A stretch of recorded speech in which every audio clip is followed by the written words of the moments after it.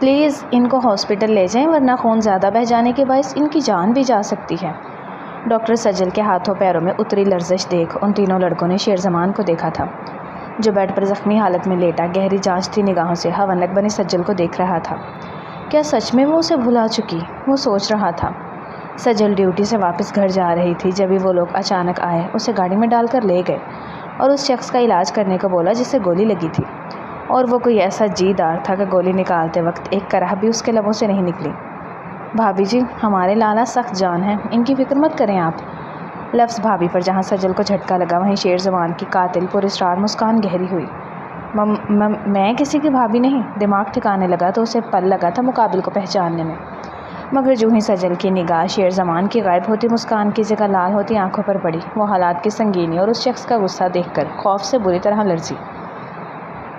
ہسپتال کے مرکزی ہال کی سائرن نما دھیمی نائٹ لائٹس جل رہی تھی اور رات کے 2 بج چکے تھے۔ ڈاکٹر سجل نے اپنے آخری ایمرجنسی مریض کا معائنہ کیا، اپنا وائٹ لیب کوٹ اتار کر اسٹاف روم کی ہینگر پر لٹکایا اور ایک لمبی تھکن سے بھری سانس خارج کی۔ اس کے نازک چہرے پر پچھلے 16 گھنٹوں کے مسلسل ڈیوٹی کے واضح اثرات تھے، لیکن اس کی سیاہ جھیل جیسی آنکھوں میں بلا کی معصومیت اور پرسکون انداز میں چمک تھی۔ وہ کشمیر کے سب سے بڑے سرکاری ہسپتال میں ایک ماہر سرجن تھی، جہاں روزانہ نہ جانے کتنی ہی زندگیوں کو اس نے بچایا تھا۔ اپنی گاڑی کی چابی کو انگلی میں گھماتے ہوئے وہ ہسپتال کے ویران گیٹ کی طرف بڑھی۔ باہر ہلکی بارش شروع ہو چکی تھی، ساتھ ہی بجلی کی چمک ماحول کو پراسرار بنا رہی تھی۔ ابھی اس نے اپنی کار کا لاک کھولا ہی تھا کہ اس کے موبائل پر اس کے لالا کی کال آنے لگی۔ اس نے مسکراتے ہوئے کال ریسیو کی اور گاڑی میں بیٹھ کر انجن سٹارٹ کر دیا۔ گاڑی سبک روی سے چل پڑی تھی۔ سجل بچیا، آپ ابھی تک پہنچے نہیں گھر؟ یہ پرشفیق آواز اس کے لالا ضمیر خان کی تھی جو اسے بے پناہ پیار کرتے تھے، وہ بھی ان پر جان دیتی تھی۔ لالا آپ فکر مت کریں، میں گھر کے لیے نکل گئی ہوں۔ انہیں مطمئن کرتے اس نے سڑک کے اطراف نظریں ڈالی تھی۔ آج کچھ زیادہ ہی سناٹا محسوس ہو رہا تھا۔ اس کا گھر ہاسپٹل کے 15 سے 20 منٹ کی ڈرائیو پر تھا۔ بابا جان اور موری کیسی ہیں؟ آپ لوگ کب پشاور سے واپس آ رہے ہیں؟ سچ میں مس کر رہی ہوں آپ سب کو۔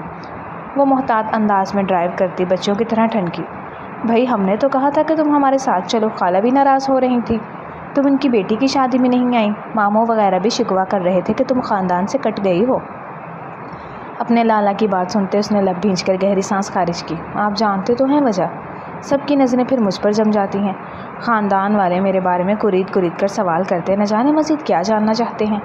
وہ باتوں باتوں میں ہمدردی جتا کر نہ جانے اپنے کس حس کو تسکین دیتے ہیں۔ میری بس ہو چکی ہے، اس لیے میں اب کسی سے ملنا نہیں چاہتی۔ اچانک ہی اس کا نرم لہجہ تلخی کی لپٹ میں آیا تو چند سیکنڈ کے لیے وہ چپ ہو گئی، اور جب بولی تو لہجہ ہموار تھا۔ چلیں ٹھیک ہے، آپ لوگ انجوائے کریں، میں آپ سے بعد میں بات کرتی ہوں۔ بابا اور موری کو میرا سلام دیجیے گا۔ اللہ حافظ۔ عجلت بھرے انداز میں بولتے اس نے کال بند کی اور گاڑی ایک طرف لگاتے اسٹیئرنگ وہیل پر سر ڈال دیا۔ نہ جانے کیوں اس لمحے اسے اپنے اندر طاقت ختم ہوتے محسوس ہوئی تھی۔ اچانک تاریکی کے گھنے سائے سے 3 لمبے چوڑے اور پراسرار وجود ابھرے اور پل میں گاڑی کے شیشے پر زوردار ہاتھ پڑا۔ اس سے پہلے کہ سجل کے لبوں سے کوئی چیخ نکلتی، کھردرے ہاتھ میں گن دیکھ اس کی آواز وہیں دب گئی۔ اس شخص نے سیدھا گن اس پر جو تان لی تھی۔ ایک لفظ بھی منہ سے نکلا تو اگلی سانس نہیں لے سکیں گی ڈاکٹر صاحبہ۔ ایک انتہائی بھاری خوفناک حد تک گمبھیر آواز اس کے دائیں کان کے قریب گونجی۔ سجل کا دل سینے میں دھک سے رہ گیا۔ خوف کی ایک سرد لہر اس کی ریڑھ کی ہڈی میں دوڑ گئی۔ مقابل کے اشارے پر وہ گاڑی سے نکلی۔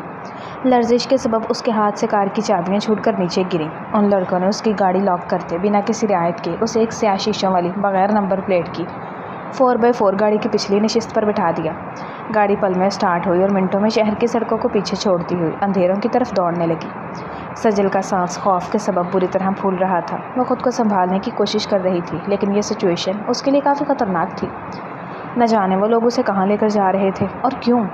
تم لوگ کون ہو؟ مجھے کہاں لے جا رہے ہو؟ پیسے یا موبائل چاہیے تو میرے پرس میں پڑے ہیں، لے لو۔ خاموشی سے بیٹھی رہیں ڈاکٹر صاحبہ، ہمیں آپ کو پیسوں کی نہیں بلکہ آپ کی ضرورت ہے۔ سامنے کی نشست پر بیٹھے ایک لڑکے نے بنا مڑے روبدار آواز میں کہا تو وہ سہم کر خود پر لی گئی شال درست کرنے لگی۔ 15 منٹ کی مسافت کے بعد ان کی گاڑی انتہائی وسیع اور پرشکوہ حویلی کے سامنے جا کر رکی تھی۔ حویلی کے اندر بھاری ہتھیاروں سے لیس گارڈز کا پہرا تھا۔ سجل کو گاڑی سے نکال کر حویلی کے ایک اندرونی عالیشان کمرے میں لایا گیا۔ کمرے کا منظر دیکھ سجل کی آنکھیں حیرت اور خوف سے پھیل گئیں۔ کنگ سائز بیڈ پر ایک بے پناہ وجاہت کا شکار شخص نیم دراز تھا۔ اس کی سفید کاٹن کی قمیض خون سے مکمل سرخ ہو چکی تھی اور دائیں کندھے کے ذرا نیچے سے خون مسلسل رس کر بستر کی چادر کو بھگو رہا تھا۔ اس لمحے سجل کی نظریں اس کے وجیہہ چہرے پر جمتی کوئی شناسا تاثر چھوڑ رہی تھیں۔ ان کا علاج کریں، اگر ہمارے لالا کو کچھ بھی ہوا تو سمجھے آپ کی لاش بھی اس حویلی سے باہر نہیں جائے گی۔ ان میں سے ایک لڑکے نے دمکتی ہوئی پسٹل نکال کر سجل کی کنپٹی پر ٹکاتے ہوئے باقاعدہ دھمکی دیتے اس کی جان ہی نکال دی۔ احمر بس کرو۔ اس شخص کی بھاری روبدار آواز پر وہ لڑکا جلدی سے سیدھا ہوا۔ وہ سمجھ چکی تھی کہ اسے کس وجہ سے اٹھایا گیا ہے۔ جبھی سجل نے کانپتے ہوئے بیڈ کے ساتھ ٹیبل پر رکھی ایمرجنسی کٹ کھولتے اپنے ہاتھ پر گلوز چڑھائے اور بستر پر لیٹے شخص کی طرف بڑھی۔ گھنی داڑھی اور آنکھوں میں بلا کا سرد تاثر لیے وہ اسے ہی دیکھ رہی تھی، جبکہ وہ اسے دیکھنے سے اجتناب برت رہی تھی۔ زخم کی شدت اور گولی کے اندر دھنس جانے کے باوجود اس کے چہرے پر درد کا 1% بھی تاثر نہیں تھا، لیکن اس کی ضبط سے لال اور گہری آنکھیں سجل کے کپکپاتے وجود کو یوں جانچ رہی تھیں جیسے وہ اسے پڑھ رہا ہو۔ سجل نے جب زخم کا معائنہ کیا تو اسے اندازہ ہوا کہ گولی اندر ہڈی کے قریب جا کر اٹک گئی ہے، لیکن شکر تھا ہڈی کی بچت ہو گئی تھی۔ اس کے پاس اینستھیزیا نہیں تھا، ایسے میں وہ اسے بے ہوش نہیں کر سکتی تھی۔ یہ گولی بہت اندر ہے، گولی یوں ہی نکالنے پر بہت درد ہوگا انہیں۔ سجل کی آواز خوف سے لڑکھڑائی تھی۔ ٹھیک اسی لمحے شیر زمان نے اپنی بھوجل گمبھیر آواز میں صرف اتنا کہا۔ Welcome to our channel. آپ کو ایک مرتبہ پھر سے ایک نئی سٹوری میں ویلکم کرتی ہوں۔ آگے بڑھنے سے پہلے چینل کو سبسکرائب کریں، بیل آئیکن کو پریس کریں اور کمنٹ سیکشن میں اپنی رائے ضرور دیا کریں۔ تو چلیں جی اپنی سٹوری کی طرف بڑھتے ہیں۔ جان ہو مجھے کچھ نہیں ہوتا۔ مقابل کی بات سنتے سجل نے آنکھیں بند کر کے کھولی، گویا خود کو پرسکون رکھنے کی ایک کوشش کی اور گولی کے اطراف میں چیرا لگاتے میڈیکل کینچی کو زخم کے اندر اتارا۔ گوشت اور دھات کے ٹکرانے کی ہولناک آواز کمرے میں گونجی، مگر شیر زمان کے لبوں سے ایک کراہ تک نہ نکلی۔ اس نے دانت پر دانت جمائے ہوئے تھے۔ اس وقت شیر زمان کا پورا چہرہ پسینے سے بھیگ چکا تھا، لیکن اس کی ساری توجہ بس ایک ہی ذات میں سمٹ گئی تھی۔ وہ مسلسل بغیر پلک جھپکائے سجل کے معصوم اور پسینے سے شرابور چہرے کو دیکھتا رہا۔ سجل نے دل ہی دل میں اسے داد دی۔ اس کا ضبط سچ میں کمال کا تھا۔ حالانکہ اس لمحے سجل کا اپنا سانس رکنے لگا تھا۔ اس نے انتہائی مہارت سے گولی کو باہر نکالا اور اسے پلیٹ میں پھینکا۔ دھات کی گرنے کی آواز پر سجل نے ایک گہرا سانس لیا۔ پلیز ان کو ہاسپٹل لے جائیں، ورنہ خون زیادہ بہہ جانے کے باعث ان کی جان بھی جا سکتی ہے۔ ہاسپٹل میں ان کی بہتر دیکھ بھال ہو سکے گی۔ ڈاکٹر سجل کے ہاتھوں پیروں میں اتری لرزش دیکھ ان تینوں لڑکوں نے ایک دوسرے کو دیکھا اور دوسری نگاہ شیر زمان پر ڈالی، جو بیڈ پر زخمی حالت میں لیٹا گہری جانچتی نگاہوں سے حوانک بنی سجل کو دیکھ رہا تھا۔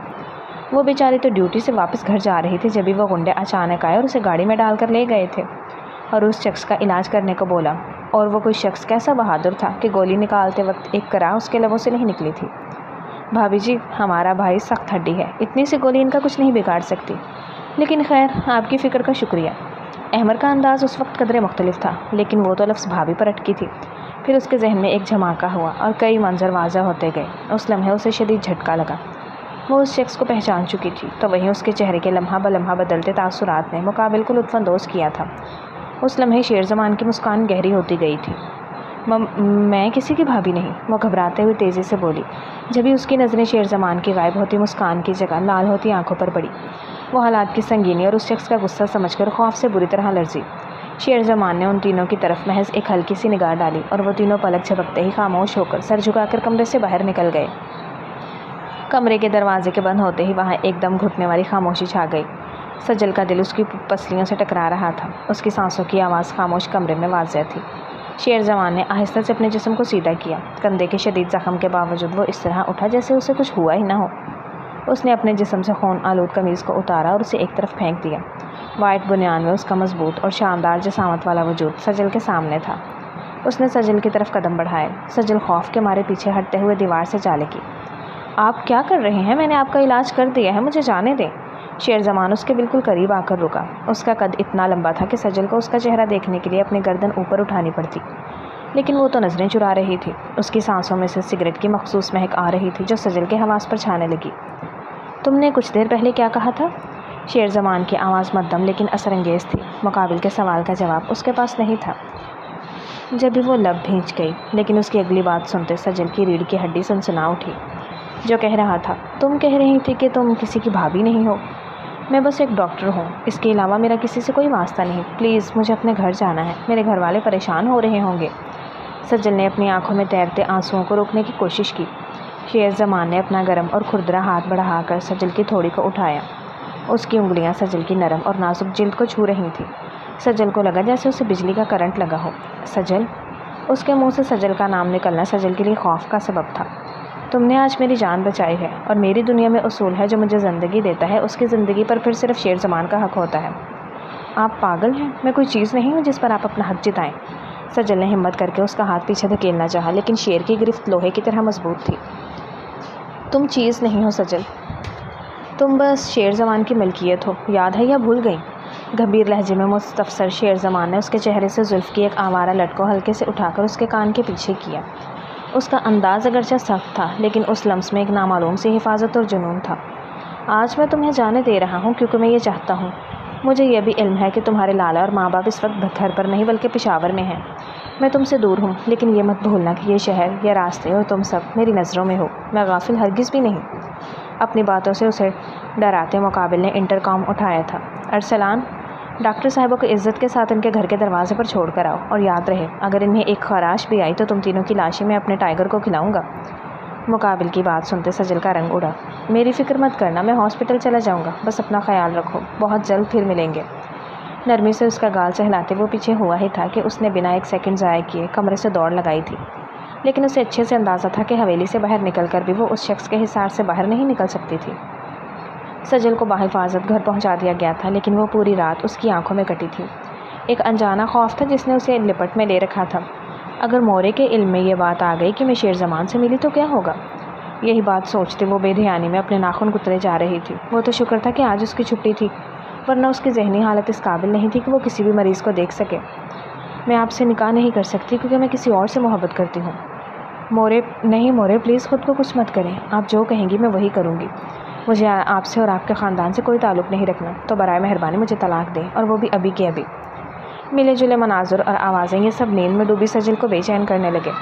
اس کے چہرے پر شدید تناؤ کی کیفیت نمایاں تھی جب ایک مہربان ہاتھ اس کے سر پر آ ٹھہرا۔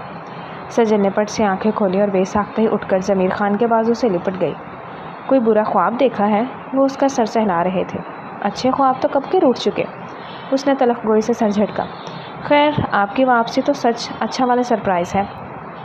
وہ بات بدلنے کے ساتھ تاثرات بھی بدل چکی تھی۔ ضمیر خان نے اپنی بہن کی موہنی صورت دیکھ یاسیت سے سانس خارج کی۔ اے میرے رب، میری بہن کے بخت بلند رکھنا، اس پر کوئی آنچ نہ آئے، اس کا دامن خوشیوں سے بھرا رہے۔ وہ دل ہی دل میں اسے دعائیں دیتے جھک کر اس کا سر چوم گئے۔ اب اٹھ جاؤ، تو پہر ہو چکی ہے، مورے اور بابا تمہارا پوچھ رہے ہیں۔ اسے سستی سے جمائی لیتا دیکھ وہ ہنس کر بولے تو اس نے کرنٹ کھا کر وال کلاک کی جانب دیکھا، پھر سرعت سے بستر چھوڑ باتھ روم میں جا گھسی، جبکہ ضمیر خان مسکراتے ہوئے وہاں سے نکل گئے تھے۔ ریڈی ہو کر وہ باہر آتے اس نے سنجیدگی سے سلام کرتے اپنے مورے اور بابا سے پیار لیا تھا۔ میری بیٹی تھکی ہوئی لگ رہی ہے، اتنی محنت مت کیا کرو۔ اپنے بابا کے فکر میں ڈوبے الفاظ پر وہ انہیں دیکھ محبت سے مسکرائی۔ بابا، یہ تھکن تو اچھی ہے، جب میں کسی ہارتی ہوئی زندگی کو بچاتی ہوں تو سچ پوچھے میرے جذبات بیان سے باہر ہوتے ہیں۔ مجھے اپنے کام سے عشق ہے اور یہ کام مجھے تھکاتا نہیں ہے۔ سجل کی آنکھوں کی چمک اس لمحے دوگنی ہو چکی تھی۔ وہ سچ میں اپنے پیشے سے پوری طرح مخلص تھی۔ آپ باپ بیٹی کی باتیں ختم ہو گئی ہیں تو کام کی بات کریں۔ اپنے مورے کی طنز میں ڈوبی سنجیدہ آواز پر وہ جھٹ ان کی جانب متوجہ ہوئی تھی، جبکہ اس کے بابا نے اپنی بیوی کو تعصب بھری نظروں سے دیکھا تھا۔ وہ ہمیشہ یوں ہی روکھے انداز میں اس سے بات کرتی تھی۔ زبیر کی شادی میں سارا خاندان مدعو تھا، ایسے میں ظاہر ہے وہاں تمہارے لالا کے سسرالی بھی تھے۔ اس کے لالا کی شادی اس کے مورے کی کزن کی بیٹی سے طے ہو چکی تھی، وہ اسی متعلق بات کر رہی تھی۔ یہ ایک اچھا موقع تھا، تبھی ہم نے باہمی رضامندی سے ان بچوں کی تاریخ پکی کر دی ہے۔ 1 ہفتے بعد کی رخصتی رکھی گئی ہے۔ کچھ دنوں میں ضمیر واپس امریکہ جا رہا ہے۔ جہیز لینے سے اس نے صاف انکار کر دیا ہے۔ ویسے بھی انہیں یہاں رہنا بھی نہیں ہے، بس بارات اور ولیمے کا فنکشن ہوگا اور 2 دن بعد ان کی فلائٹ ہے۔ تمہیں جو بھی شاپنگ کرنی ہے کر لینا، اگر پیسوں کی ضرورت ہو تو۔ نہیں، میرے پاس پیسے موجود ہیں۔ سجل نے نرمی سے قطع کلامی کی تو وہ خاموش ہوتی اپنی جگہ سے اٹھ گئی تھی۔ میں کچھ دیر آرام کروں گی، مجھے لنچ کے لیے اٹھانا مت۔ سنجیدگی سے حکم صادر کرتے وہ اپنے کمرے کی طرف چل دی تو سجل نے خالی خالی نظروں سے اس جگہ کو دیکھا تھا جہاں کچھ دیر پہلے اس کی مورے بیٹھی تھی۔ سجل کی آج بھی نائٹ ڈیوٹی تھی۔ وہ ایک سرجری نمٹا کر اپنے روم میں آ کر بیٹھی تھی۔ کندھوں کے اکڑاؤ کو دور کرنے کے لیے وہ ورزشی عمل دہرا رہی تھی جب دروازے پر دستک ہوئی، اور اگلے ہی لمحے دروازہ کھول کر آنے والی شخصیت کو دیکھ سجل کے ہاتھ اوپر کو اٹھ کے رہ گئے۔ بھابھی کا ویلکم کرنے کا انوکھا انداز تو اچھا ہے۔ ارسلان کی شرارتی آواز پر اس نے بوکھلا کر ہاتھ نیچے کی اور نادیدہ زلفوں کو کان کے پیچھے اڑسا۔ اس دوران شیر زمان کی پلکوں نے ایک مرتبہ بھی جھپکی نہیں لی تھی۔ تم باہر جا کر بیٹھو۔ شیر زمان کے حکم میں پوشیدہ دھمکی سمجھتے وہ دانت نکالتا جھٹ فرما برداری سے کمرے سے نکل گیا، لیکن جاتے جاتے دروازہ بند کرنا نہیں بھولا۔ اب کمرے میں صرف وہ دونوں ہی رہ گئے تھے۔ وہ اسے 2 دن بعد دیکھ رہی تھی اور دیکھنے سے وہ ٹھیک ہی لگ رہا تھا۔ مقابل اس کی نگاہوں میں اپنے لیے فکر پڑتے زیر لب مسکرایا جبکہ وہ بول رہی تھی، آپ یہاں کیوں آئے ہیں؟ وہ اس لمحے سخت گھبرائی ہوئی تھی۔ وجہ سے وہ واقف تھا۔ کیا تم بھول گئی میں مریض ہوں اور میرا علاج تم ہو؟ مقابل کی زمینی بات سنتے اس نے مقابل کو پریشان ہوتی نگاہوں سے دیکھا تو شیر زمان نے اپنے بازو پر پڑی چادر سرکا دی۔ میرا مطلب اس سے تھا۔ اس نے اپنے زخم کی طرف اشارہ دیا تو سجل کو کچھ تقویت ملی تھی۔ میرے ساتھ آئیں۔ وہ ساری باتیں ذہن سے جھٹکتی روم کے ساتھ بنے ملحقہ روم میں داخل ہوئی تو مقابل نے بھی اس کی پیروی کی۔ بیٹھ جائیں۔ اسے کھڑا دیکھ وہ سنجیدگی سے بولتی مخصوص ٹیبل کی جانب بڑھی جہاں اس کی ضرورت کا سامان موجود تھا۔ گلوز پہن کر وہ ٹرے پکڑے بیڈ کے پاس آ کر ٹھہری اور نرمی سے اس کی پٹی اتارنے لگی۔ سجل کی مکمل توجہ مقابل کے زخم پر تھی تو مقابل کی پوری توجہ کا مرکز سجل کی دلکش ذات تھی۔ وہ اپنے کام میں ماہر تھی۔ اس کے ہاتھوں کی حرکت سے واضح ہوتا تھا۔ سبز رنگ کے لباس پر وائٹ کوٹ پہنے، سر پر وائٹ ہی دوپٹہ لیے، پلکیں جھپکائے، گلابی لبوں کو بناتی بگاڑتی وہ جانے انجانے میں مقابل کے ضبط کو آزمانے کا سبب بن رہی تھی اور اسے خبر تک نہیں تھی۔ جانتی ہو میں نے تم سے نفرت کرنے کی بہت کوشش کی لیکن یہ کمبخت دل ہمیشہ اس نفرت کے آڑے آیا ہے۔ اس نے تمہیں معصوم کہا، بے وفائی کی سند دینا وہ بھی تمہیں اس دل کو برداشت ہی نہیں۔ تو کیا سچ میں تم بے وفا نہیں ہو؟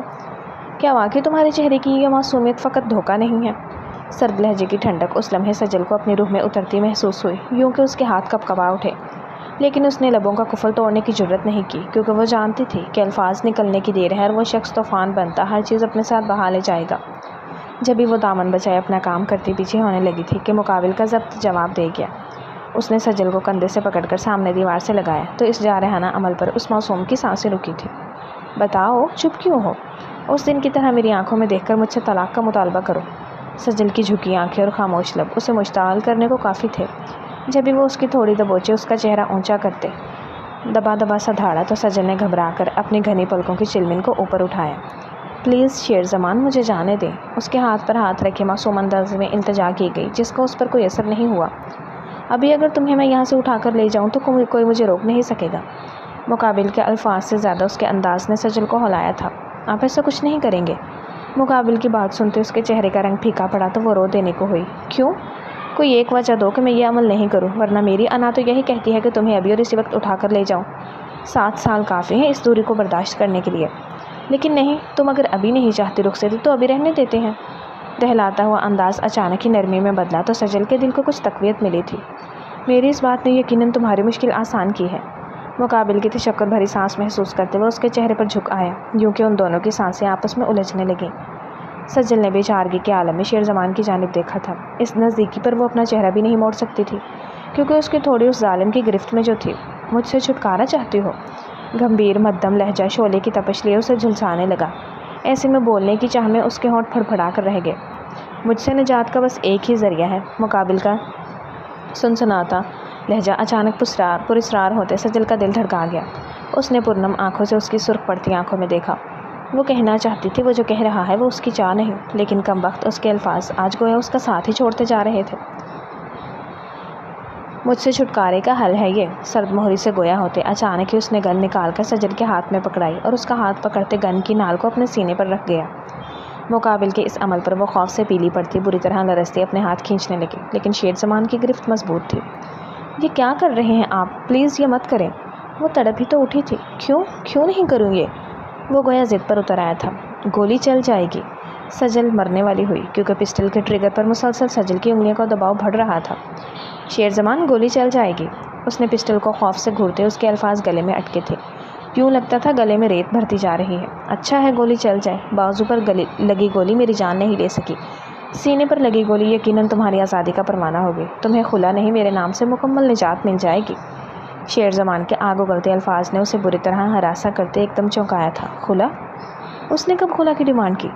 یہ سوال مقابل اس کی آنکھوں میں پڑتے استہزائیہ مسکرایا اور اچانک سجل کے ہاتھ پر اس کے ہاتھ کا دباؤ بڑھا۔ کلک کی آواز ابھری اور اگلے لمحے وہ گھڑتی سانسوں کے ساتھ ہوش گنواتی اس کی باہوں میں جھول گئی۔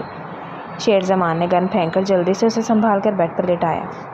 سجل آنکھیں کھولو۔ نرمی سے اس کے گال تھپ تھپاتے شیر زمان نے اسے ہوش دلانے کے لیے سائڈ میں رکھی پانی کی بوتل اٹھاتے پانی کو چلو میں بھرتے چند چینٹے اس کے چہرے پر چھڑکے۔ وہ کسمسائی اور دھیرے سے آنکھیں کھولتے وہ ایک جھٹکے سے اٹھتی بدحواسی کے عالم میں مقابل کا سینہ ٹٹولنے لگی۔ کچھ نہیں ہوا ہے مجھے، پسٹل میں گولی نہیں تھی۔ اس کی حالت کے سبب مقابل کے لہجے میں نرمی اترتی اس مرتبہ سجل کو مشتعل کر گئی۔ اس کا ہاتھ اٹھا اور کمرے میں تھپڑ کی گونج نے مقابل کو سناٹے میں دھکیل دیا۔ وہیں ارسلان اور احمر اسے بلانے اندر آ رہے تھے کیونکہ گھر سے کالز پر کالز آ رہی تھی۔ سجل کی حرکت دیکھ وہ دونوں بے انگشتے بدندہ رہ گئے، جبکہ وہ تھپڑ مارنے کے بعد مقابل کے سینے سے لگی زاروں کے تال رونے لگی تھی۔ یہ اچھا ہے میرے لالا کو تھپڑ مار کر بھابھی خود رو رہی ہیں۔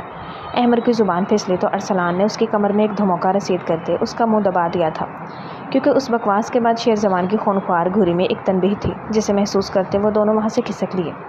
اب کیوں رو رہی ہو؟ مقابل کا بھاری لہجہ بلا کا سرد تھا، لیکن اس کے سر پر پڑتی نرم سی تھپکی میں ایک الگ طرح کی اپنائیت تھی جسے محسوس کرتے وہ مزید رونے لگی تھی۔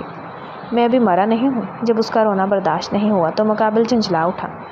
آپ بہت برے ہیں۔ وہ اسے پیچھے کو دھکیلتی اس سے دور ہوتی، بیڈ سے اتر کر اس سے پہلے وہاں سے نکل جاتی۔ مقابل نے ایک جھٹکے سے اسے یوں کھینچا کہ وہ اس کے وجود کا حصہ بن گئی۔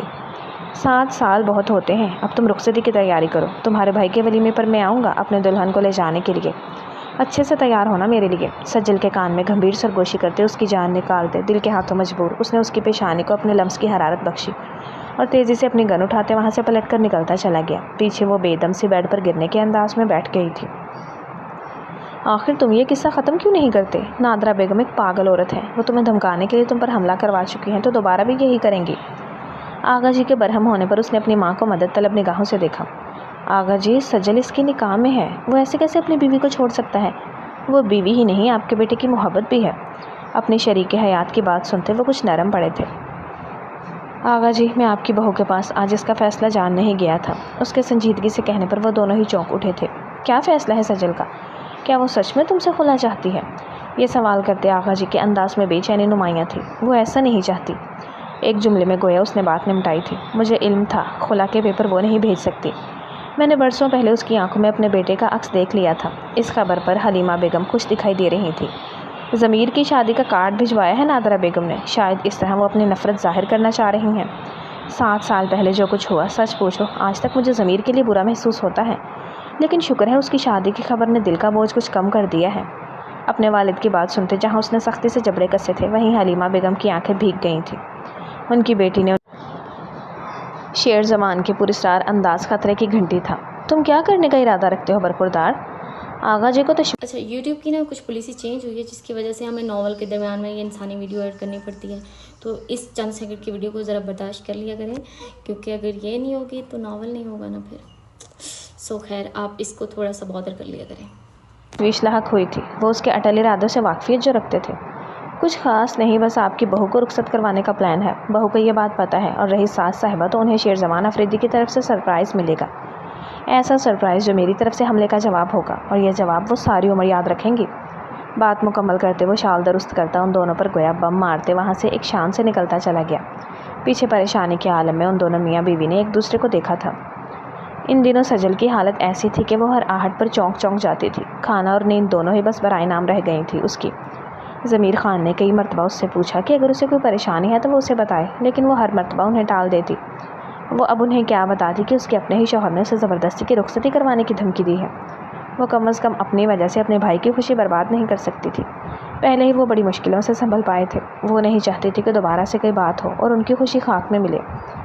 پہلے بہن میرے لالا کی خوشیوں کی دشمن بنی تھی، اور اب بھائی آ گیا ہے اور تم اپنے دل کی دشمن بنی بیٹھی ہو۔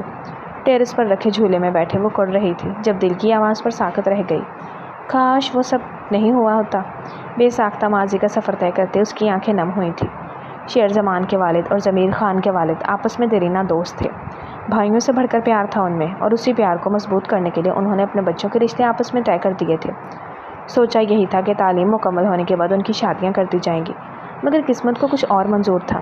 ضمیر خان نے امریکہ کی یونی میں اپلائی کیا ہوا تھا۔ اس کی خواہش اعلیٰ تعلیم حاصل کرنے کی تھی۔ اس کا نام طلبہ کی لسٹ میں آ گیا تھا۔ اس نے ہر چیز کی تیاری کر رکھی تھی۔ کچھ دنوں میں ویزا آنے والا تھا۔ رحمت خان چاہتے تھے کہ ان کا بیٹا امریکہ نکاح کر کے جائے۔ جب انہوں نے یہ خواہش آغا جی کے سامنے رکھی تو وہ جھٹ راضی ہو گئے، لیکن رحمت خان کی بیگم کو اس بات پر اعتراض ہوا تھا۔ وہ تو یہ رشتے بھی نہیں کرنا چاہتی تھی، جس کی ایک وجہ یہ تھی کہ وہ کسی زمانے میں آغا جی سے محبت کرتی تھی، اور اس محبت کا اقرار انہوں نے آغا جی کے سامنے کیا تو انہوں نے اس کی محبت قبول کرنے کی بجائے ان سے معذرت کر لی تھی، کیونکہ وہ پہلے ہی اپنی خالہ زاد کو پسند کرتے تھے۔ بس یہی بات نادرا بیگم کے دل میں زخم کی صورت رہتی ناسور بن گئی۔ ان کی شادی ماں باپ کی رضا سے رحمت خان سے ہوئی۔ شادی کے بعد انہیں پتہ چلا کہ وہ اسی انسان کا دوست ہے جسے وہ پسند کرتی تھی، لیکن اب کچھ نہیں ہو سکتا تھا۔ اگر انہیں پہلے علم ہو جاتا تو وہ کبھی اس رشتے پر راضی نہیں ہوتی۔ جب بھی وہ بچوں کے رشتوں کی مخالفت پر تھیں، اس رشتوں کی صورت میں وہ اس شخص کا سامنا کر کے بار بار شرمندگی کا شکار نہیں ہونا چاہتی تھی، لیکن اپنے شوہر کے سامنے ان کی ایک نہیں چلی۔ حالانکہ آغا جی سب کچھ بھول چکے تھے۔ انہوں نے ہمیشہ انہیں بھابھی کی نظر سے دیکھا اور ان کی عزت کی، لیکن دوسری طرف نادرا بیگم کے دل میں گڑا کانٹا نہیں نکل سکا۔ سجل بچپن سے ہی آغا جی کے آگے پیچھے رہا کرتی تھی۔ ان کے آتے ہی وہ ان کی گود میں چڑھ جاتی، خوب لاڈ اٹھواتی۔ اس وجہ سے وہ اکثر سجل سے بھی چڑھ جاتی تھی، اور پھر یہی چڑ، شرمندگی اور ریجیکشن ملنے کا غم آگے جا کر نفرت میں بدل گیا، اور پھر یہی نفرت وجہ بنی اور دو دوست ہمیشہ کے لیے جدا ہو گئے۔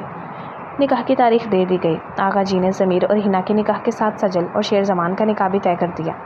پہلے سجل اور شیر زمان کا نکاح پڑھوایا گیا۔ ان کے نکاح کے بعد جب دوسری دلہن کو لانے کی باری آئی تو پتہ چلا ہنا ہوٹل کے برائڈل روم میں موجود ہی نہیں تھی۔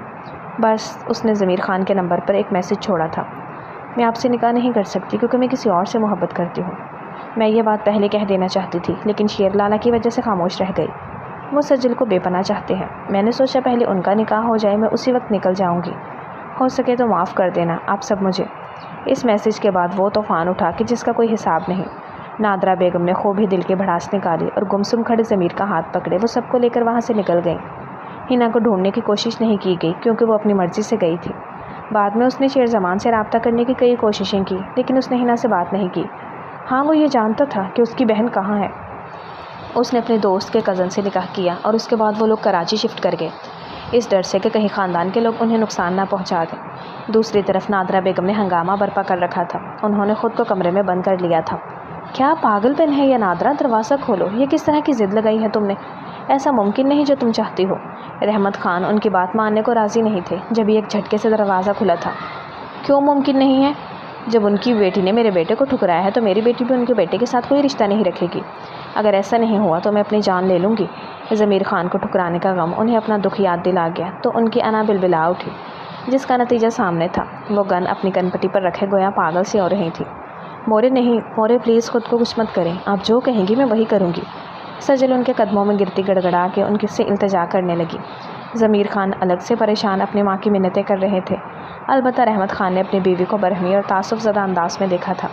اپنی ہٹ دھرمی میں وہ اپنی بیٹی کی خوشی کو فراموش کر چکی تھی۔ اتنے میں ملازمہ نے آغا جی اور شیر زمان کی آمد کی اطلاع دی تھی۔ رحمت خان اس اطلاع پر فوراً ڈرائنگ روم کی جانب چل دیے۔ اس دوران سجل نے اپنی ماں کے ہاتھ سے گن لے کر اپنے لالا کو پکڑائی اور خود ایک فیصلہ لیتی اپنے بابا کے پیچھے چل دی۔ وہ بغیر کسی کو مخاطب کی شیر زمان کے سامنے کھڑی ہوئی تو مقابل اس کے سرد تاثرات دیکھ فوراً سے اٹھ کے کھڑا ہوا تھا۔ اس کی رونے کے سبب سوجی ہوئی آنکھیں اسے بے چین کر گئی تھیں۔ وہ اسے نرم پریشان بھری نگاہوں سے دیکھ رہا تھا، لیکن سجل کے منہ سے نکلے الفاظ نے اس پریشانی اور نرمی کو غصے میں بدل ڈالا۔ مجھے آپ سے اور آپ کے خاندان سے کوئی تعلق نہیں رکھنا، تو برائے مہربانی مجھے طلاق دیں، اور وہ بھی ابھی کے ابھی۔ وہ جوں جوں بول رہی تھی گویا مقابل کے ضبط کو آزما رہی تھی۔ یہ سب کیا ہے رحمت خان؟ اس سچویشن پر آغا جان حیران بھی ہوئے اور پریشان بھی، جبکہ رحمت خان کچھ بولنے کی بجائے بے دم سے صوفے پر گر سے گئے تھے۔ میں تمہیں طلاق نہیں دوں گا، مرتے دم تک تم میرے نام سے جڑی رہو گی۔ بس مجھ سے نجات کا یہی ذریعہ ہے کہ مجھے مار دو یا میری موت کی دعا کرو۔ بپھرا ہوا سا وہ اس کے کندھوں کو دبوچے اس کے چہرے پر جھکا، ایک ایک لفظ چبا کر ادا کرتے اسے ایک جھٹکے سے پیچھے کو دھکیل گیا تو وہ صوفے پر جا گری۔ اس سے پہلے وہ کچھ کر جاتا یا اپنے بابا کی جانب آیا تھا۔ چلے آغا جی، اپنے باپ کا ہاتھ پکڑے شیر زمان اس گھر کی دہلیز پار کر گیا۔ پیچھے سجل نے بمشکل اپنی ہچکیاں دباتے اس کی لمبی عمر کی دعا کی تھی۔ نادرا بیگم نے جو چاہا ویسے تو نہیں ہوا، لیکن یہ بھی کافی تھا کہ ان کے خاندان ایک دوسرے سے میلوں فاصلوں پر ہو گئے تھے۔ پچھلے 7 سالوں سے نہ ہی رحمت خان اور ان کے گھر سے وہاں کوئی گیا تھا اور نہ ہی آغا جی کی طرف سے وہاں کوئی آیا تھا، لیکن آج اتنے سالوں بعد رحمت خان کی طرف سے شادی کا کارڈ موصول ہوا تھا اور اس تقریب میں جانے کے لیے شیر زمان دل و جان سے تیار تھا۔ مائیوں کی رسم گھر میں رکھی گئی تھی۔ اس کے لالا کے دوستوں نے مہمان خانے میں الگ طرح کی رونق لگائی تھی۔ ڈھول کی تھاپ پر مخصوص پٹھانی رقص پیش کیا گیا تھا۔ اندرونی حویلی میں بھی خوب چہل پہل تھی۔ مہندی والی سب لڑکیوں کو مہندی لگا رہی تھی۔ سجل مہندی لگا کر کب کی فارغ ہو چکی تھی۔ اس کی مہندی اب جھڑنے لگی تھی جب اس کی کزن نے اس کا ہاتھ پکڑتے پر اشتیاق انداز اپنایا۔ ہائے سجل آپی، آپ کی مہندی کا رنگ کتنا گہرا آیا ہے، یقیناً آپ کے شوہر آپ کو بہت چاہتے ہوں گے۔ کیا بکواس کر رہی ہو؟ اس کے مورے کے برہم ہونے پر وہ گھبرا کر وہاں سے بھاگ نکلی تو وہیں سجل گمسم سی بیٹھی رہ گئی۔ جس دن سے شیر زمان اسے دھمکا کر گیا تھا اس دن کے بعد سے اس نے کوئی رابطہ نہیں کیا تھا، جس وجہ سے سجل کو تسلی ملی تھی کہ شاید وہ سب باتیں وہ غصے میں بول گیا۔ بھلا یوں بھی کوئی منہ اٹھا کر رخصتی لینے آتا ہے، وہ بھی اس صورت میں جب سارے تعلقات ہی آخری سانس لے چکے ہوں۔ بارات والے دن بھی اسے دھڑکا لگا رہا، لیکن شکر وہ دن بھی سکون سے گزر گیا۔ سجل نے ساری باتیں ذہن سے جھٹکتے اپنے بھائی کی شادی کو خوب انجوائے کیا۔ دلہن کو رخصت ہو کر آئے دوسرا دن تھا اور یہی دن ولیمے کا تھا۔ شہر کے بہترین بینکویٹ میں ولیمے کی تقریب کا انتظام کیا گیا تھا۔ وہ تیار ہو کر کمرے سے نکلی تو مورے سے ٹکراؤ ہو گیا۔ تم نے یہ کون سا ڈریس پہنا ہے؟ وہ اناری رنگ کی پیروں کو چھوتی میکسی میں بلا کے حسین لگ رہی تھی۔ حالانکہ اس نے میک اپ نیچرل رکھا تھا، لیکن اس کا معصوم حسن اتنے میں ہی دمک اٹھا تھا۔ یہ ڈریس لالا نے آج ہی گفٹ کیا ہے، کہہ رہے تھے کہ خاص میرے لیے آج کی مناسبت سے خریدا ہے، اچھا ہے نا؟ ہاں بس ٹھیک ہے، چلو اب دیر ہو رہی ہے۔ اس کے پرجوش انداز کے سوال پر ٹھنڈے انداز سے جواب دیتی وہ باہر کی طرف نکلی تو اس نے بھی ان کی پیروی کی۔ ولیمے کی تقریب جب اچانک ہی ڈھول تاشے بجنے کے ساتھ ساتھ آتش بازی بھی شروع ہو گئی۔ سب مہمان پر اشتیاق سے گلاس وال سے باہر دیکھ رہے تھے۔ جب دیکھتے ہی دیکھتے شیر زمان اپنے پورے خاندان کے ساتھ وہاں ایک شام سے داخل ہوا تو محفل میں ایک ہلچل سی مچ گئی۔ میں اپنی دلہن کو لینے آیا ہوں ساسو ماں، وہ سیدھا نفرت سے گھورتی نادرا بیگم کے پاس آ کر ٹھہرا تھا۔ وائٹ شلوار قمیض پر بلیک ویسٹ کوٹ پہنے وہ پوری محفل پر چھایا ہوا تھا اس وقت۔ مورے پلیز، پورا خاندان، میرے دوست وغیرہ سب یہاں جمع ہیں، کوئی بھی ایسی بات مت کیجیے گا جس سے ہمارا تماشا بنے۔ ان کا ہاتھ دبائے ضمیر خان ان کے کان کے قریب جھک آئے تھے۔ وہ بھی موقع کی نزاکت سمجھتی ذہن کا گھوٹ بھر گئی تھی۔ رحمت خان اور ضمیر ان لوگوں سے اچھے سے ملے تھے، ضمیر کی بیوی نے بھی ان سب سے اچھے سے بات کی تھی۔ اس دوران سجل خوف سے کپ کپاتے برائڈل روم میں چھپی بیٹھی تھی۔ نہ جانے کیا ہونے والا تھا، یہی سب سوچتے اس کا دم نکلے جا رہا تھا جب اس کے بابا کا شفقت بھرا ہاتھ اس کے سر پر آ ٹھہرا۔ آج تم رخصت ہو کر شیر زمان کے گھر جا رہی ہو، لیکن ڈرنا مت، وہ لوگ تمہیں سر آنکھوں پر بٹھائیں گے، اپنی مورے کی فکر مت کرنا، وہ جذبات میں اندھی ہو کر اپنی ہی اولاد کی دشمن بن بیٹھی ہے۔ اسے پیار سے سمجھاتے وہ اس کا ماتھا چوم کر اسے لیے باہر آئے تھے۔ سجل اپنے نالا کے سینے پر سر رکھتی ان سے الگ ہونے سے انکاری تھی۔ ضمیر خان جانتے تھے وہ خوف میں مبتلا ہے، جبھی اسے پیار سے بہلا کر وہ اسے خود گاڑی تک چھوڑنے آئے تھے۔ اس کی مورے اس کے گلے لگی تو شیر زمان نے دیکھا کہ انہوں نے اس کے کان میں کچھ کہا ہے، جس کے بعد سجل کے چہرے کا رنگ پوری طرح اڑ گیا تھا۔ اس کے قدم ایک دم لڑکھڑائے تو شیر زمان نے لپک کر اسے سنبھالا اور اسے گاڑی میں بٹھا کر خود بھی اس کے ساتھ بیٹھ کر وہاں سے اپنے مہمانوں کے ساتھ پوری شان سے رخصت ہوا۔ لیکن اس نے فتح مندی بھری مسکان کے ساتھ نادرا بیگم کی جانب ضرور نظر اچھالی تھی، جس کے بعد وہ ناگن کی طرح بل کھا کر رہ گئی تھی، ایسی ناگن جو اپنے زہر سے اس کی زندگی ختم کر دینا چاہتی تھی۔ وہ اب تک صدمے کی کیفیت میں لپٹی تھی۔ کب اسے گاڑی سے نکال کر کمرے میں پہنچایا گیا اسے علم نہیں ہو سکا تھا۔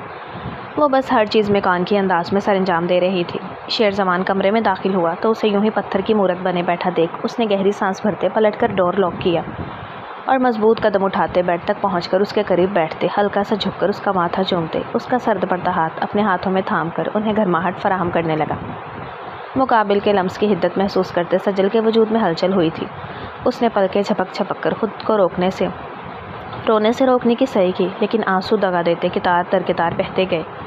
وہ سر جھکائے بیٹھی رو رہی تھی جب مقابل نے اس کی پشت پر ہاتھ لے جا کر اسے اپنی جانب دھکیلتے اس کے گرد نرم سا حصار بنا دیا۔ یہ اسے تسلی بھرا تحفظ بھرا احساس دینے کا طریقہ تھا۔ وہ اس کے سینے پر سر رکھے پھوٹ پھوٹ کے روئی تھی۔ یہ کیوں کیا آپ نے؟ جملے کی ادائیگی کے بیچ اس نے ہچکی بھری تھی۔ تمہارے خیال میں مجھے اور کیا کرنا تھا؟ کیا تمہارے بوڑھے ہونے کا انتظار کرتا؟ اتنا صبر نہیں ہے مجھ میں، روبدار غسیل انداز میں بولتے اس نے سجل کا چہرہ پکڑ کر اپنے سامنے کیا تو وہ اسے گھورتے اس کا ہاتھ جھٹک گئی۔ مجھے بوڑھی تو یوں کہہ رہے ہیں جیسے خود تو بوڑھے ہوں گے نہیں۔ اگر آپ بھول گئے تو میں یاد کروا دوں کہ میں آپ سے پورے 5 سال چھوٹی ہوں۔ اس نے اپنے لیے بوڑھا لفظ استعمال کرنے کو شدید برا منایا تھا۔ ایک تو تم لڑکیاں اپنی عمر کو لے کر مرنے مارنے پر کیوں تلاتی ہو؟ اس کے چہرے پر جھکتے وہ زومائنی انداز سے گویا ہوتے سجل کو پتنگے ہی لگا گیا۔ آپ کتنی لڑکیوں سے واقفیت رکھتے ہیں؟ اس کے تیکھے جتونوں سے مستفسر ہونے پر مقابل ایک دم اس پر یوں جھک آیا کہ وہ گھبرا کر ایک دم سے پیچھے ہوتی بستر پر ڈھیر ہوئی۔ اس سے پہلے وہ اٹھ کر واپس بیٹھتی وہ اس کے دائیں بائیں اپنی ہتھیلیاں جمائے اس پر جھک آیا۔ میں بس ایک ہی لڑکی کو جانتا ہوں جس کا نام ڈاکٹر سجل ہے۔ پہلے دن سے وہ میرے دل میں رہتی آئی ہے۔ اس دل میں اس کے سوا کوئی نہیں۔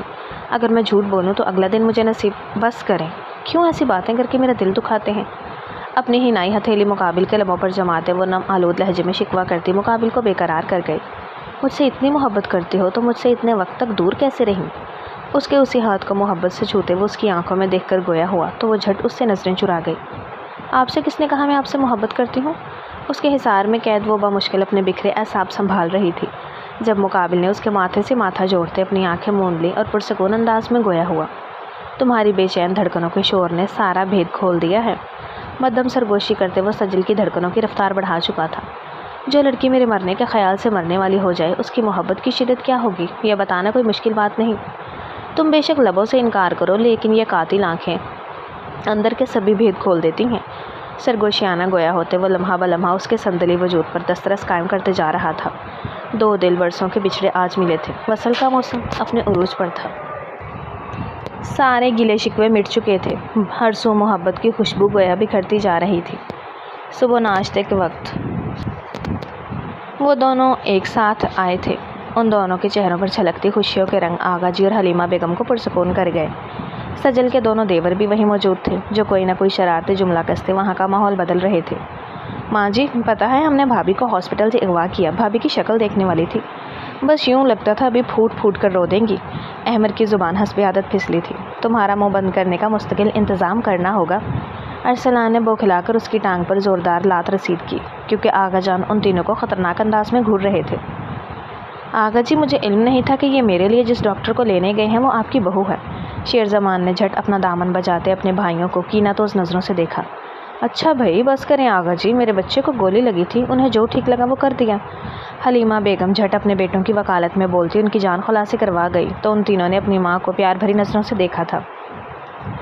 آغا جی بھی اس کے بعد کچھ نہیں بولے تھے۔ ان سب کے بیچ کی یہ محبت دیکھ سجل مسکرا رہی تھی۔ ایسا اپنائیت بھرا منظر اس نے کبھی اپنے گھر میں نہیں دیکھا تھا۔ اس کی آنکھوں کی اداسی مقابل سے مخفی نہیں رہ سکی۔ اس نے سجل کا ہاتھ تھام کر پیار سے سہلایا تو جواباً وہ اسے دیکھ پورے دل سے مسکراتی تھی۔ وہ ناشتہ کر کے ہٹے ہی تھے کہ ملازمہ نے آ کر اطلاع دی تھی کہ نادرہ بیگم نے گھر سے اپنے ملازموں کو بھیجا ہے۔ اس کی آمد پر سجل کے چہرے کا رنگ اڑ گیا تھا۔ جب آنے والی ملازمہ نے کال ملا کر کال اسپیکر پر ڈالتے موبائل میز پر رکھ دیا۔ اسپیکر سے نادرہ بیگم کی آواز سنائی دی تھی۔ پروین میرے قابل بھروسہ ملازمہ ہے، اسے میں نے خاص اپنی بیٹی کی حفاظت کے لیے بطور بھیجا ہے، کیونکہ مجھے اس گھر کے لوگوں پر ذرا بھی اعتبار نہیں۔ سجل، آج سے یہ تمہاری دیکھ بھال کرے گی، اپنا خیال رکھنا میری بیٹی۔ سرد مہری سے اپنی بات مکمل کرتے آخر میں ان کا لہجہ سجل کے لیے شہد ٹپکا رہا تھا، تو وہیں وہ بیچاری خفت و شرمندگی کا شکار تھی۔ تم کیوں شرمندہ ہو رہی ہو بچے؟ اگر تمہاری مورے کی تسلی اسی طرح ممکن ہے تو یہ بھی ٹھیک ہے۔ حلیمہ بیگم کی شفقت سے پر آواز پر اس نے نم تشکرآمیز نگاہوں سے انہیں دیکھا تھا۔ آپ ناراض تو نہیں ہیں نا؟ سجل اس کے پیچھے ٹیرس پر چلی آئی۔ وہ جو اس کی جانب پشت کیے کسی گہری سوچ میں گم تھا، چونک کر اس کی طرف پلٹا اور اسے پکڑ کے گھماتے اسے اپنے حصار میں لیتے اس کے کندھے پر اپنی تھوڑی جما گیا۔ میں بھلا کیوں اتنی پیاری بیوی سے ناراض ہونے لگا؟ اس نے الٹا سوال کرتے سجل کو خاموش کروا دیا تھا۔ وہ اپنے لب کاٹتے مسلسل کشمکش کا شکار تھا۔ مقابل اس کا خود سے الجھنا محسوس کر رہا تھا، لیکن وہ فی الحال اسے نظر انداز کیے ہوئے تھا۔ وہ جانتا تھا کہ نادرہ بیگم اپنی نفرت میں حد سے تجاوز کرنے والوں میں سے ہیں۔ انہوں نے یقیناً پچھلی دفعہ کی طرح اس مرتبہ بھی سجل کو ڈرایا دھمکایا تھا، جس کا پختہ ثبوت ان کی بھیجی گئی ملازمہ تھی۔ وہ نہیں جانتا تھا کہ ان کا مقصد کیا ہے، لیکن وہ یہ جانتا تھا کہ ان کے ارادے اچھے نہیں ہیں۔ اسے بس محتاط رہنا تھا، کیونکہ وہ اس کے گھر والوں کو نہیں اسے نقصان پہنچانا چاہتی تھی، تاکہ اپنی انا کو تسکین دے سکے۔ تم مجھ سے کتنی محبت کرتی ہو سجل؟ اس اچانک پوچھے گئے سوال نے سجل کو ساخت کیا، اور پھر وہ اس کے حصار سے نکلتی اس کی جانب گھومتی اس کی آنکھوں میں دیکھ خوبصورتی سے مسکرائی تھی۔ میری محبت کی کوئی حد نہیں ہے، لیکن میں بس اتنا جانتی ہوں کہ آپ پر آئی مصیبت میں اپنے سر لے سکتی ہوں۔ آپ پر کوئی آنچ نہیں آئے، اس کے لیے اگر مجھے اپنی جان سے بھی گزرنا پڑا میں وہ بھی کر گزروں گی۔ اس لمحے اس کے انداز سے اس قدر شدت پنہا تھی کہ مقابل پوری جان سے لرزتا اسے خود میں سمو گیا۔ میری جان تم میں وسیع ہے سجل شیر زمان، تو پلیز اپنی جان کی حفاظت ہر شے سے بڑھ کر کرنا۔ اس لمحے نہ جانے کیوں وہ ڈر سا گیا تھا۔ ملازمہ کو ان کے گھر آئے 1 ہفتہ گزر چکا تھا، سب کچھ ٹھیک تھا، لیکن نہ جانے کیوں شیر زمان کو ایک عجیب سی بے چینی نے گھیر رکھا تھا۔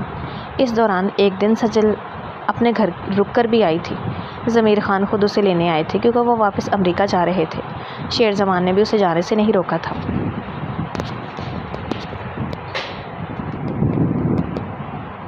بلکہ وہ ضمیر سے ملنے سیدھا ایئرپورٹ پہنچ گیا تھا اور وہیں سے سجل کو لے کر گھر آیا تھا۔ سجل دوبارہ ہاسپٹل جانے لگی تھی۔ شیر زمان کا زخم بھی مکمل ٹھیک ہو چکا تھا۔ وہ ہاسپٹل سے باہر نکلی تو اسے ایک دم چکر محسوس ہوئے تھے۔ اس نے گرنے سے بچنے کے لیے دروازہ پکڑنا چاہا، تب 2 ہاتھوں نے اسے سنبھال کر خود سے لگایا تھا۔ اپنا ذرا بھی خیال نہیں رکھ رہی ہو تم؟ پیار بھری برہمی پر وہ پھیکا سا مسکرا دی اور اس کے ساتھ لگی گاڑی تک چلی آئی۔ راستے میں اس نے سجل کے لیے فریش جوس لیا تھا۔ پیو اسے، نہ جانے لنچ بھی کرتی ہو یا یوں ہی مریضوں کی جان خطرے میں ڈالتی ہو۔ وہ اب تک خفا تھا، جبکہ وہ جوس کے گھونٹ لیتی اسے پیار بھری نظروں سے دیکھ رہی تھی۔ وہ سجل کو لے کر پرفضا مقام پر آیا تھا۔ آپ مجھ سے محبت جتاتے ہیں تو مجھے آپ پر بہت پیار آتا ہے، وہ شرارت بھرے انداز میں بولتی اس کے بازو پر ہاتھ پھیر رہی تھی۔ میں تم پر غصہ کر رہا ہوں، اس کے سنجیدگی سے جتانے پر اس نے شیر زمان کا ہاتھ پکڑتے اپنے گال سے لگایا۔ میری نظروں سے دیکھیں تو یہی محبت ہے، آپ میری ہی فکر میں مجھے ڈانٹ رہے ہیں، جو مجھے اچھا لگ رہا ہے، محبت سے لبریز لہجے میں بولتے اس نے مقابل کے ہاتھ کو پکڑتے ہلکا سا جھک کر اس کے ہاتھ کی پشت کو عقیدت سے چوما۔ اب تم اس طرح کرو گی تو میں کہاں جاؤں گا؟ وہ اس پر پیار بھری نگاہ ڈالتے اس کا گال سہلاتے گویا ہوا تو وہ اس کے کندھوں سے آ لگی۔ آپ کہیں مت جائیں، بس یہیں سلامت رہیں، سب کی نظروں کے سامنے، میری نظروں کے سامنے۔ اس کے لہجے میں یہ بات کرتے کچھ تو ایسی بات تھی جو شیر زمان کو کھٹک رہی تھی۔ سجل، سب ٹھیک ہے نا؟ نہ جانے کیوں مگر اسے خدشات نے ستایا تھا۔ سب ٹھیک ہے شیر زمان، آپ میرے پاس ہیں، میں آپ کو دیکھ سکتی ہوں، آپ کو محسوس کر سکتی ہوں، ہم ساتھ ہیں، بھلا اس سے اچھا بھی کچھ ہو سکتا ہے؟ سر اٹھائے وہ اس کی جانب دیکھتی مسکرا کر اس کی تشفیق کروا رہی تھی، لیکن نہ جانے کیوں اس لمحے شیر زمان کی اندرونی بے چینی بڑھ چکی تھی۔ مزید ایک ہفتہ گزرا، سب کچھ نارمل تھا، لیکن یہ دن عام دنوں کی طرح ہرگز نہیں تھا۔ پروین پیچھے کی جانب لان میں کھڑی مشکوک انداز سے فون پر بات کر رہی تھی۔ بی بی جی فکر مت کریں، میں خود زہر ان کے دودھ میں ملا کر سجل باجی کو دے رہی ہوں۔ پروین کے الفاظ سنتے اتفاق سے اس طرف آتی حلیمہ بیگم کے قدموں تنوں سے زمین کھسکی تھی۔ آہٹ پر پروین نے انہیں دیکھا تو اس کے چہرے کا رنگ اڑ گیا۔ تم نے کیا بکواس کی ہے؟ تم لوگ میرے بیٹے کو زہر دے رہے ہو؟ اپنے دونوں ہاتھوں کا استعمال کرتے انہوں نے پروین کی اچھے سے تواضع کی اور بپھری ہوئی سی اندر کی جانب بڑھ گئی۔ آج چھٹی کا دن تھا، سجل سب کے ساتھ لاؤنج میں بیٹھی تھی جب وہ اس کے قریب آ کر اسے کندھوں سے پکڑ کر اپنے سامنے کھڑا کر گئی۔ ان کے اس عمل پر وہاں سناٹا سا چھا گیا۔ میرے بیٹے نے تمہیں اتنی محبت دی، ہم نے تمہیں سر آنکھوں پر بٹھایا، جس کا بدلہ تم نے میرے بیٹے کے لیے سازش رچا کر دیا۔ تم بھی اپنی ماں کی طرح زہرینی نکلی، میرے بیٹے کو زہر دے رہی تھی تم۔ وہ بری طرح گرجتی برستی ایک دم اسے چھوڑ شیر زمان کی جانب پلٹی، جو ہراساں نظروں سے سجل کی پیلی پڑتی رنگت دیکھ رہا تھا۔ آغا جی، آپ کیا دیکھ رہے ہیں؟ جلدی سے میرے بیٹے کو ہاسپٹل لے کر چلیں، وہ روتے ہوئے آغا جی کا بازو جھنجھوڑتی چیخی، لیکن پھر شیر زمان کی دھاڑ پر بری طرح لرز کر پلٹی، جو بے ہوش ہوتی سجل کو باہوں میں بھرے پاگلوں کی طرح باہر کی جانب بھاگا تھا۔ اس کے پیچھے ارسلان اور احمر بھی دوڑے تھے۔ پیچھے وہ سناٹے میں آتی آغا جی کو دیکھے گئی تھی، جو خود بھی پریشانی سے کھڑی سچویشن سمجھنے کی تگدوں میں تھے۔ آغا، میری بچی کو کیا ہوا ہے؟ رحمت خان کو وہ اطلاع کر چکے تھے، جبھی ان کے پہنچتے ہی وہ لوگ بھی پہنچے تھے۔ یہ بات آپ اپنی بیوی سے پوچھیں بابا، شیر زمان کے سرد برفانی لہجے میں بلا کا غضب جھلک رہا تھا۔ اس کی بات پر الجھتے انہوں نے اپنی شریکہ حیات کو دیکھا۔ میری بیٹی تمہارے گھر تھی، تمہاری وجہ سے اس کی جان کو خطرہ ہے اور تم مجھے الزام دے رہے ہو۔ سچ کہتے ہیں جب دل پر مہر لگ جائے تو انسان کو اپنا برا بھی بھلا لگتا ہے، پھر گناہ کا احساس کیا ہر احساس مٹ جاتا ہے۔ آپ کو کیسے علم کہ اس کی جان خطرے میں ہے؟ یہ سوال کرنے والے آغا جی تھے، جبکہ وہ اس مرتبہ بری طرح گڑبڑائی تھی۔ آپ میں تھوڑی سی بھی شرم باقی ہوتی تو آپ یہاں یوں کھڑی نہیں ہوتی۔ آپ میں تو خدا کا خوف نہیں، بندوں سے پھر کیوں گھبرانا؟ شیر زمان جبڑے کسے ان کی طرف اشتعال انگیزی سے بڑھا تو وہ گھبرا کر پیچھے کو ہوئی تھی۔ آپ نے مجھ پر حملہ کروایا، یہ بات میں پی گیا، لیکن اگر آپ کی گھٹیا حرکت کی وجہ سے سجل کو کچھ بھی ہوا، خدا کی قسم میں اپنے ہاتھوں سے آپ کی جان لے لوں گا۔ اس کا دہشت ناک لہجہ اور سرخ پڑتی آنکھیں نادرہ بیگم کے وجود میں خوف کی لہر دوڑا گئی۔ کوئی مجھے بھی بتائے گا کہ آخر معاملہ کیا ہے؟ رحمت خان غصے میں چیخ پڑے۔ نادرہ بیگم اپنی بھیجی گئی ملازمہ کے ذریعے شیر زمان کو زہر دے رہی تھی۔ انہوں نے سجل کو کس طرح بلیک میل کیا ہم نہیں جانتے، لیکن وہ زہر شیر زمان کو دینے کی بجائے خود پیتی رہی ہے۔ حلیمہ بیگم اتنا ہی کہتی رو پڑی تو ارسلان اور احمر انہیں سنبھالنے لگے۔ رحمت خان اس کڑوی سچائی کو سنتے ایک دم لڑکھڑائے۔ شیر زمان نے تیزی سے انہیں سہارا دیا، لیکن وہ اس کا ہاتھ جھٹک کر آگے بڑھے اور زندگی میں پہلی مرتبہ ان کا ہاتھ اٹھا تھا۔ میں نے ہر مرتبہ تمہاری حرکتوں کو نظر انداز کیا، اس لیے کہ تم میری اولاد کی دشمن بن جاؤ۔ وہ ان کا گلا دبوچ گئے تو آغا جی جلدی سے آگے بڑھے۔ میں تمہیں طلاق نہیں رحمت خان، چپ ہو جاؤ۔ آغا جی نے ان کے منہ پر سختی سے ہاتھ جما دیا، جبکہ نادرہ بیگم وہیں زمین پر گرتی چلی گئی تھی۔ اتنے میں ایمرجنسی کا دروازہ کھول کر ڈاکٹر باہر آئے تو شیر زمان لپک کر ان تک پہنچا تھا۔ فکر کی بات نہیں ہے، وہ اب خطرے سے باہر ہیں، لیکن مسلسل زہر باڈی میں جانے کے سبب ان کے اعصاب کمزور ہو چکے ہیں۔ جسمانی کمزوری بھی کافی ہوگی انہیں، تو آپ کو ان کا بہت خیال رکھنا ہے۔ اپنے پروفیشنلی انداز میں اسے چند مزید ہدایت دے کر وہ وہاں سے نکل گئے تھے، جبکہ وہ تشکر کے احساس تلیموں پر ہاتھ رکھے فرش پر سجدے میں گر گیا تھا۔ کچھ دیر بعد سجل کو کمرے میں شفٹ کر دیا گیا، لیکن اسے ہوش نہیں آیا تھا۔ وہ دواؤں کے زیر اثر اگلے دن تک سوتی رہی تھی۔ بس بیچ بیچ میں اس کی ایک دو مرتبہ آنکھ کھلی تھی، لیکن نظروں میں دھندلاہٹ اتنی کہ منظر واضح نہیں تھا۔ جس وقت اسے مکمل ہوش آیا، کمرے میں اس کی ماں کو چھوڑ سبھی افراد موجود تھے۔ سبھی اس سے مل رہے تھے، اس کی طبیعت پوچھ رہے تھے، بس ایک شیر زمان تھا جو صوفے پر لا تعلق سا بیٹھا تھا۔ سب نے باری باری ان دونوں کو دیکھا اور پھر کمرے سے نکلتے چلے گئے۔ سجل کو علم تھا کہ مقابل اس سے شدید خفا ہوگا، لیکن وہ اسے منانا بھی اچھے سے جانتی تھی۔ شیر زمان اس پکار میں اتنی تڑپ تھی کہ وہ اپنا غصہ دبائے اس کی جانب دیکھ اٹھ کھڑا ہوا، کیونکہ وہ لیٹے ہوئے ہی اپنی باہیں کھولے اسے بلا رہی تھی۔ وہ تیزی سے آگے بڑھا اور اس کے گلے لگتا رو دیا۔ وہ رویا تو سجل کی بھی آنکھیں برسنے لگی۔ سوری، میں نے آپ کو ہرٹ کر دیا، اس نے مقابل کے پشت پر حصار بناتے ہچکی بھری تھی۔ مورے نے کہا تھا کہ اگر میں نے وہ زہر استعمال نہیں کیا تو وہ یہ زہر خود کھا لیں گی، وہ وضاحت دے رہی تھی جب مقابل نے اپنا چہرہ اٹھا کر اس کی آنکھوں میں دیکھا تھا۔ تو تم نے اسے اس طرح استعمال کیا؟ اس کے برہم ہونے پر وہ پھیکا سے مسکرائی۔ تم اسے پھینک نہیں سکتی تھی، اگر میں یہ کرتی تو وہ کچھ اور کرتی اور یہ سلسلہ رکتا نہیں۔ اس کا بس یہی حل تھا، میں نہیں رہتی تو وہ آپ کو نقصان نہیں پہنچا سکتی تھی۔ وہ مدم سا گویا ہوتی اس کے نم چہرے پر پیار سے ہاتھ پھیرنے لگی۔ اور میرا کیا ہوتا تمہارے بغیر، یہ نہیں سوچا؟ اس نے تیش میں جبڑے کسے تھے۔ سوری بول تو رہی ہوں، معاف کر دیں، سچ میرے پاس کوئی اور حل نہیں تھا، آپ کو کچھ نہیں ہونے دے سکتی تھی میں۔ وہ ایک دم سے بولتے ہوئے رونے لگی تو شیر زمان جھک کر اس کے چہرے کے نقوش کو اپنے لمس سے مہکاتے اسے احساس دلایا کہ وہ اس سے خفا نہیں بس ڈر گیا تھا۔ ایک مرتبہ پھر وہ دونوں رو رہے تھے، لیکن اس مرتبہ ان کے چہرے پر مسکان کی کلی بھی چٹک رہی تھی۔ ان کی شادی کو 5 سال گزر چکے تھے۔ اس عرصے میں شیر زمان اور سجل ایک پیاری سی بیٹی کے ماں باپ بن چکے تھے، جبکہ ضمیر خان کے جڑواں بیٹے ہوئے تھے۔ ہنا اب بھی اکثر اپنے گھر فون کرتی تھی۔